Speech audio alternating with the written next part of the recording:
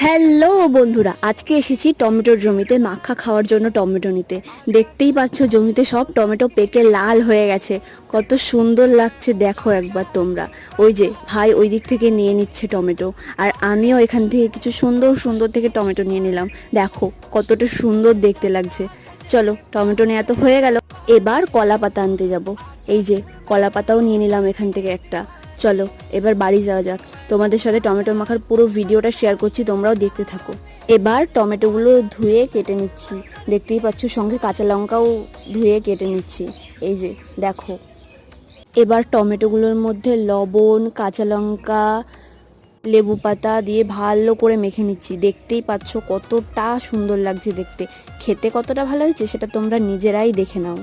এই যে দেখো রিভিউটা জাস্ট তোমরা। Desa tener bago